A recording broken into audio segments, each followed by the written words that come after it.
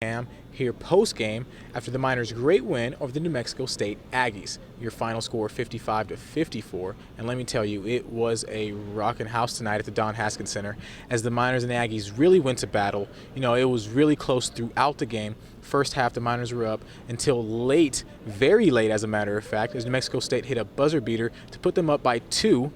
And then in the second half, the Aggies pulled away a little bit, leading the Miners by as most as 5.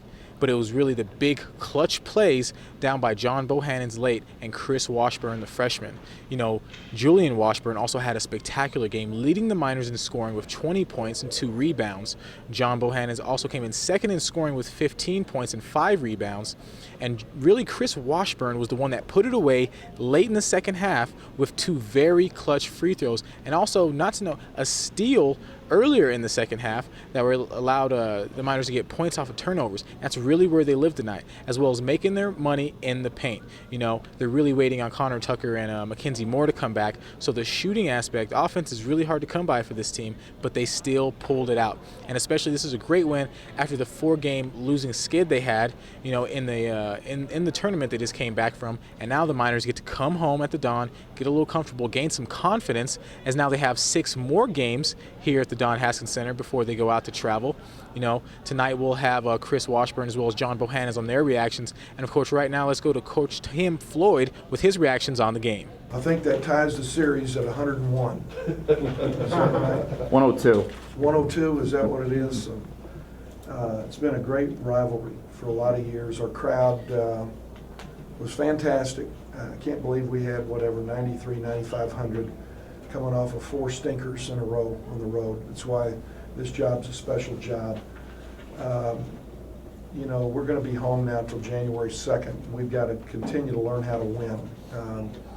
That was a real positive win for us because of the nature of the win, being down and figuring out a way late to come back and get ahead and go get one. We did it defensively. We had a big offensive rebound by Chris where he got fouled there late that we have not been getting. We defensive boarded for the most part over the last 10 minutes. They did have a couple of putbacks. Miller had one, they had another one that were baskets. But Julian Washburn did a great job on Watson in the second half. We switched and we put Bo on Cy. We were really worried about Bo on Cy because he's a small forward, and he did a great job on Cy in the second half. We probably had him mismatched there early because Watson killed us in the first half. As important as anything was Cedric Lang's job on the foul way. I thought he really limited his catches over the course of the second half down on the block, but just by fronting the post. Julian Washburn kind of got off the snide with a 20-point game, which was real encouraging. Got a lot of his stuff around the basket tonight, which he should be able to do with his athleticism. Just a real solid all-around win. And for the freshman to step up and knock down those 2 free throws is just huge. I don't think he's made one in practice. And I wasn't feeling just real comfortable with him up there, but we will the next time he gets up there. He did a great job. What about Bo's and one? Bo's and one was a big play. You know, we wanted to go to the block, get something deep. We were real concerned because we only had 3 team fouls, and we were under 45 seconds on the clock. And we knew that when they inbounded, if we could get a basket, we would be down 2. We were going for a 2-pointer. If we got a basket, we'd be down 2, and then we were going to have to foul quick immediately, 3 straight trips. That's why we subbed Taman in there and went small. And we got a break with the double dribble. And they threw it off of Julian's back and took it the length of the court. We didn't have to foul.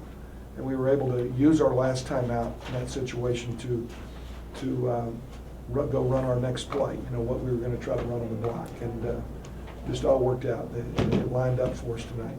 Coach, season's early. You said it coming off with 4 stinkers. How bad did you guys need this win, though, early in the year like this? Well, you know, I'll say this. You know, if you can survive what we went through mentally and know that whoever you play down the stretch is not going to be as good as Arizona, okay? Well, Memphis will be as talented, okay? And you go back and you can say, okay, we're within 6 with 6 minutes to go, right? With Oklahoma, they beat a very good West Virginia team. They're going to beat a lot of teams in the Big 12. And you know, we're down 4 with 52 seconds to go. all right? So that's why you do those things. You know, we got crushed against Clemson, we got crushed against Vandy, real disappointing, you know, in those games. But we needed to be back home, and we needed to learn how to win. And it would have been devastating to have lost it tonight, just because these kids needed one, and they're still figuring out who they are. We're still a very young team, the 12th youngest team in the country. Scoring is still, you know, an event. It's an event every time we get to the offensive end in terms of what might happen.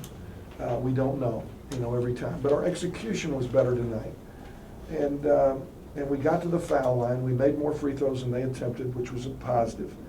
We played a team that dominated Louisiana Lafayette on the boards, beat them 22 boards, and we hung around. It's not another strong suit of ours, but let's just hope we can string some more together at home and then see where we are in league play. Coach, only two games in the next 19 days. Is that gonna do this team Thank good? God. Thank God. Yeah. You know, we really need to practice, and we need to work on an awful lot of things in terms of execution, and this will give us an opportunity to do that. And you know, then and the other reason it was structured this way, we're going to grab Mackenzie Moore here before long, and then we're going to grab Connor coming back from injury, and we're going to be able to integrate those guys into what we're doing. So it's real positive. You have UNLV and Oregon coming up here, Coach. What is this? When do they come in? The 17th and the 19th? Of December? Yes. That's a long time. I know we have a ways here coming, but you know, this win, very important there at the end, the way you guys were able to finish this particular game. Yeah. How impressed are you with your team's ability to be able to finish, especially in the last minute of play? Well, it's just so important just from a confidence standpoint, I think, more than anything else.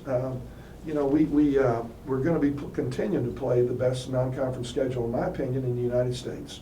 We just are, every night out. Every coach asked me if I was on drugs when we did that, or our athletic director make us do that. But we wanted to do that, and we chose to do this, and we'll hope that we can survive it, you know, and then get into league play and see where we are, and it should bode well for us if we can steal some wins. You know, Idaho will not be an easy game. Their RPI was higher than ours a year ago, or lower than ours, better RPI. None of them are easy. Nebraska, I saw, was beating Wake. Forest, I don't know if they beat them last night or not, but it was a road game. You know, we got Colorado State on the road. They just won by 18 at Washington. You know, UNLV, Oregon. It's brutal, but these kids will get better if we can get back home now and get in front of our crowd. We heard that you practiced nothing but defense this last week. Well, let me tell you something. I didn't say a word yesterday's practice. That was all Phil Johnson.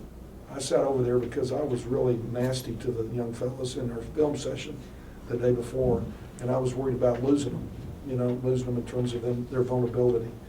And he just gave them a different voice, but the same intensity, and he was great yesterday. I was able to sit there and tell him, good job. I was a come on, coach, good job, come on, fellas. And Phil was crushing them, but he did a great job. You got to be good cop. Yeah. Yeah, it's kind of nice to do every now and then. Coach, despite losing the rebound battle tonight, did you see some improvement from previous efforts? You know, it just hasn't been a strong suit, and John Bohannon should be a better rebounder than this. And he plays too many minutes, 35 minutes to get 5 rebounds at his size, and he had a lot of 13, 14 rebound games last year, averaged 8.9. Okay, that's got to get better. And if it does, you know, his scoring will improve. Chris Washburn, we're going to have an opportunity to emphasize that with him during this break. But a lot of good things happened tonight. Could you find out about more during this break that you have? About McKenzie? Yes, sir. Well, he'll be eligible when he completes his last final, okay, whenever that is, you know, whenever we start taking finals.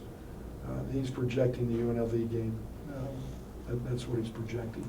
Tucker kind of the same path? Connor should be back earlier than that, we're hopeful. His cast came off yesterday, and he's able to do limited shooting right now, but he couldn't withstand catching a ball right now with a broken hand, so he needs a little bit more time. Coach, that final play, did you call for a double team on Mullings? On who? On Mullings? No, Daniel? we did not. We did not call for a double team. We did not. We wanted to utilize a foul because we only had 5 team fouls before they got to the half-court line, and that happened with 3.2. And we just wanted to guard and keep them in front of us without fouling. Keep them in front without fouling. Didn't need a steal. Just needed to keep them in front and try to rebound the defensive board. Yeah. All right. And You want to have that, we told Coach that, I told him that, I wanted it down low, and, he had faith in me, and my teammates had faith in me, so, we just went with it like that, What were you thinking when you were at the line? I gotta make it. Gotta make it, like, no matter what. I mean, you're not really thinking, you're trying to just go through your routine, but I just knew I had to make this one. So. What was going through your head down by one when Chris was at the line? We finna see what he about, man. I mean, I've been knowing Chris since he was like 8, 9 years old. So, but I ain't never played on his team, so I see right now that he got a little clutch gene in him. So I like to see that from especially a young player like that. How much confidence does this guys give you after the four games you guys lost? I mean, what does this do for the team? I mean, it's always like I say, man. The best way to cure losing is winning. I mean, it's just that simple. Hopefully we can get our head up. We got games. We got home games till like I think January. So like the next 5 or 6 games. So hopefully we can get our head up and get back on track for what we need to do this year. With the big steal late in the second half, I mean, what was going on? Did you know you had to make a play? I mean, I don't know. I just knew that the 7'5" guy was just too slow. So once they passed it in, I just tried to shoot the gap, and it worked out. What does it say for having your team believe in you when you're at the line as a freshman, having to knock down the free throws to put the team in the lead?